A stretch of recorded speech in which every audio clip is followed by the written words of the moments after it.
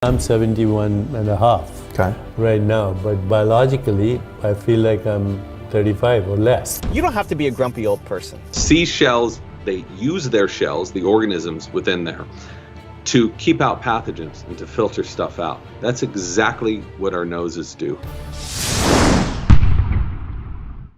Rise and shine! It's espresso time! Hey, it's Evan Carmichael, and I am not a morning person. I'm not. But when you start your day with a routine that inspires you, like watching one of these videos, it will change your life. So let's start your day off right together. Grab your coffee, know that I believe in you, and get ready for a shot of espresso with Deepak Chopra. I wake up every morning. Espresso, keep me going. I wake up every morning. How you age is a choice. So, I'm 71 and a half right now, but biologically, I feel like I'm 35 or less. You feel 35 or less? Less, and I have the mental and physical capacity of somebody like that. Be a little more specific. What do you mean you feel like you're 35 or less? If you measure my blood pressure, my heart rate, my immune system, my hormone levels, my biological age would be much less than my chronological age. So, when you look at aging, there's biological age, which you can measure through cholesterol, HDL ratios, blood pressure, immune function, hormones, fat content, skin thickness, bone density, aerobic capacity, sugar metabolism. These are the ways you measure biological age. Then there's chronological age, the date you were born. That's your chronological age. My chronological age is 71 plus. But biologically, I'm not there yet. Okay, and then there's psychological age, which means how do you feel? How do you feel young? Do you feel old, etc.? So aging is a very complex phenomenon, and in humans, it's not something that's so fixed. In the last century, for example, only 100 years ago, the average lifespan of a human being in this country was 49 years. Okay? 100 years ago, so 1918. About. The average. I'm talking about the average. I'm with you. Of course, there are always people who live long. Today, the fastest growing segment of the American population is over the age of 90 and close to 100. That means the rate of growth of the population, the average rate of growth is much bigger. As I said, the fastest growing segment of the American population is over the age of 90 as a proportion. Which means a kid born today is probably going to live to 120 years old. Let's just say that's not 90 years old. People are predicting that, yes. You don't have to be a grumpy old person. You don't have to grow up, get old, and hate your life and look back and realize that you didn't do the thing that you wanted to do and now it's too late. I think you probably know some grumpy old people, and maybe you know some amazing old people who love their life and are happy and are people that you aspire to be like. But you don't have to be the grumpy old person who gives up on everything and realizes life is over. That doesn't have to be you when you get there. When you get to whatever that chronological age is, you can love your life. That's what I aspire to. That's what I'm trying to reach for. I'm 40 right now. People get surprised when they hear my age that I'm 40. It's like, okay, I don't know how old did you think I was? But I'm 40. I remember last year when I was meeting Tom Bilyeu in Puerto Rico as part of our mastermind. He said, "How old are you?" I said, I just turned 40. He's like, "F you." he didn't believe in a fun, friendly way. We didn't believe it. People don't believe that I'm 40 for whatever reason. And here's the number one thing that I think people overlook in aging, in health, in happiness. I think people default for giving health advice to diet, to exercise, to sleep, and all those things are super important. But the one thing that nobody talks about that I think is really, really, really critical, which influence all the other ones, is to actually love what you're doing. There's a reason why it's the number one bit of advice for entrepreneurs, because it definitely helps you in your business, but I think it helps you in life. When you love what you're doing when you love the process, when you're genuinely having fun. This is fun for me. This is fun for me, guys. Nina went shopping at Costco. Now she's at a pet store. She's at Ren's Pets Depot in there, looking for something for our 2 little animals. That's fun for her. I don't care about going inside a pet store. I like doing this. What am I doing? I'm this crazy guy talking in a parking lot to his phone. It's fun for me. I genuinely enjoy this, as well as, you know, knowing that you guys are watching, that at least one person's watching, and hopefully this video is going to make an impact. There's a lot of people who are fit, who never have any kind of financial success, and also don't like their life. There's a lot of people who have a lot of financial success, who look super old, who are not fit, and also don't like their life, right? I think the key is you have to love the process. When you love what you're doing, if you wake up today, you know, like imagine we're just getting started, it's Espresso series, we're starting our morning, you're getting started, and you're genuinely excited about the day, you look at your calendar and says, let's go. You know, you look at your calendar like, come on, let's go. I'm ready for this day. If that's how you started your day, you're going to care more about your life, which means you're going to have more physical fitness. You're going to be careful with the things that you put in your body. I don't have the craziest workout routine.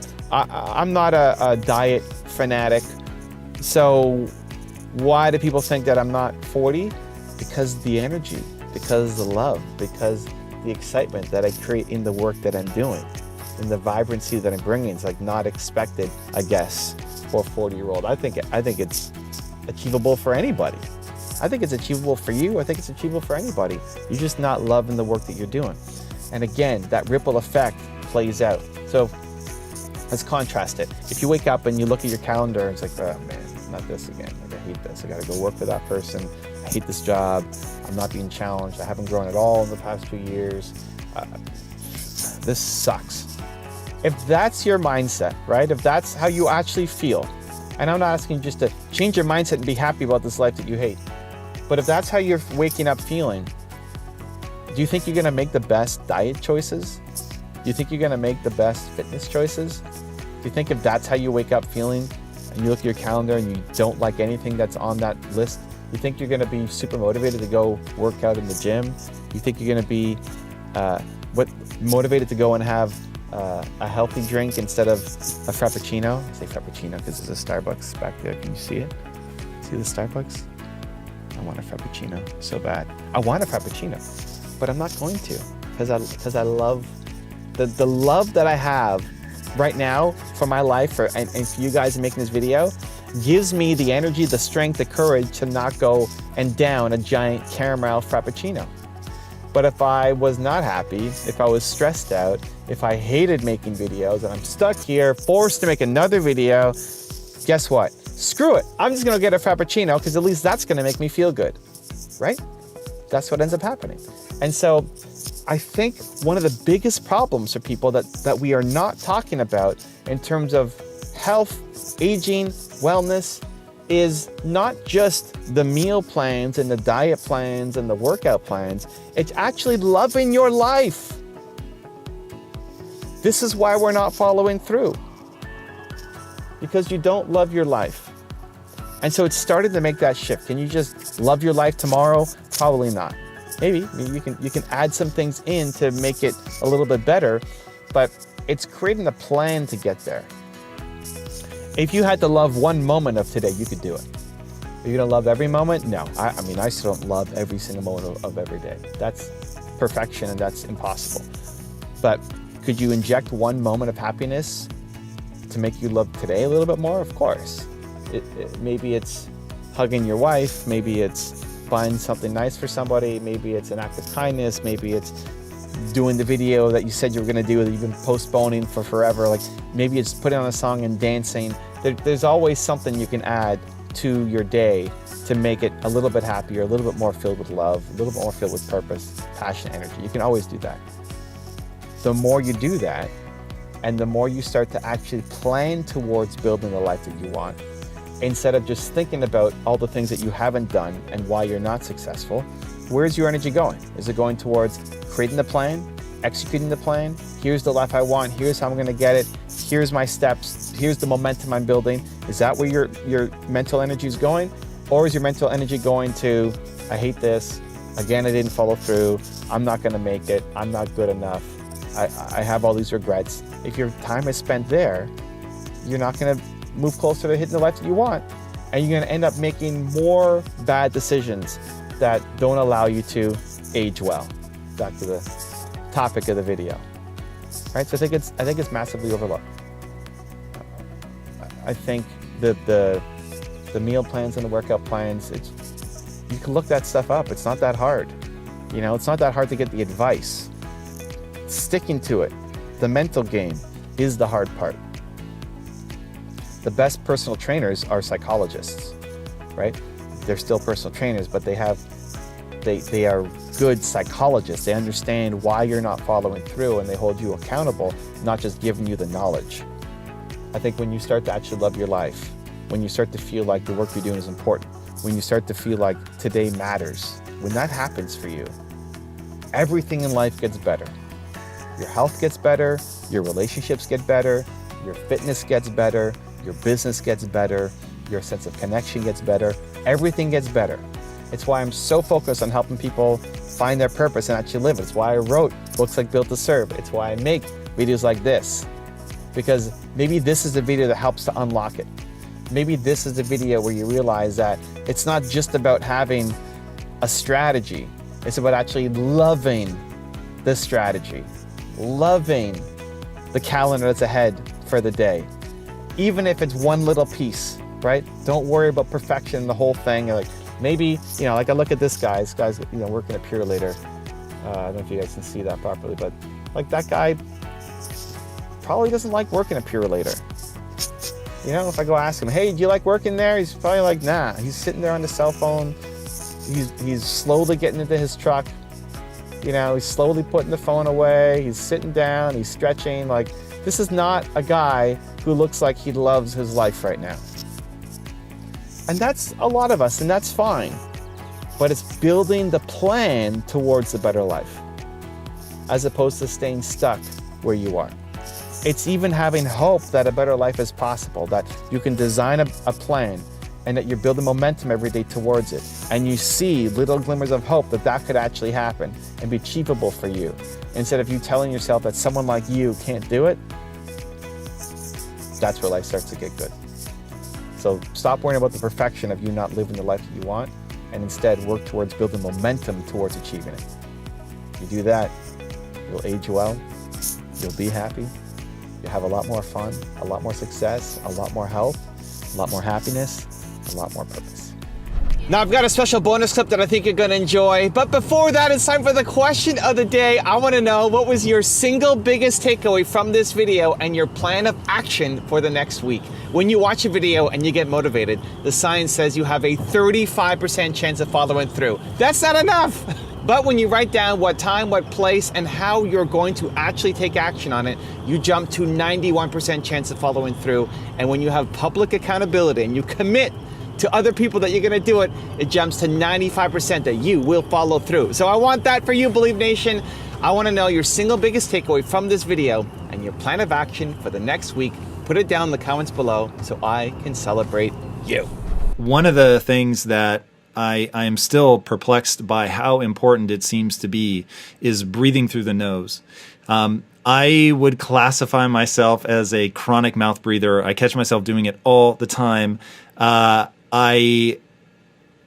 want to know, why does it matter so much? And what are the benefits if somebody were to go to lengths to train themselves to breathe almost exclusively through the nose? So if you were to cut my head in half, and I've done this with a CAT scan and gotten a deli slicer view of my whole head, you're going to see that the nose here and the sinus passages take up about the volume of a billiard ball, sometimes even more than that. So this is an incredibly ornate and complex organ that looks so much like a seashell. They call it the nasal concha. So seashells, they use their shells, the organisms within there, to keep out pathogens and to filter stuff out. That's exactly what our noses do. So air doesn't just shoot into our nose, into our throat. We have to force it through this gauntlet of turbinates and mucosa and cilia and all of these different structures. And while air is being pressurized and forced through this labyrinth, it is moistened, it's heated, it's filtered, it's pressurized, and it's conditioned so that by the time it enters our lungs, we can better absorb that oxygen. So just breathing equivalent breaths through the nose than through the mouth will increase oxygenation about 20% with each breath.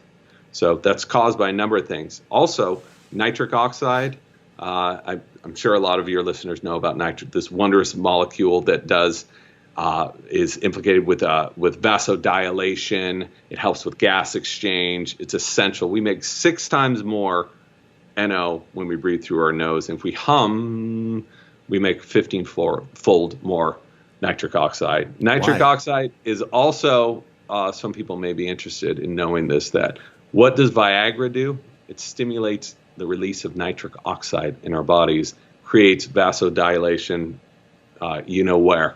So we can do this in our noses as well. If you want another amazing video highlighting excellence in the Indian community, check it out right there next to me. I think you'll enjoy it. Continue to believe, and I'll see you there.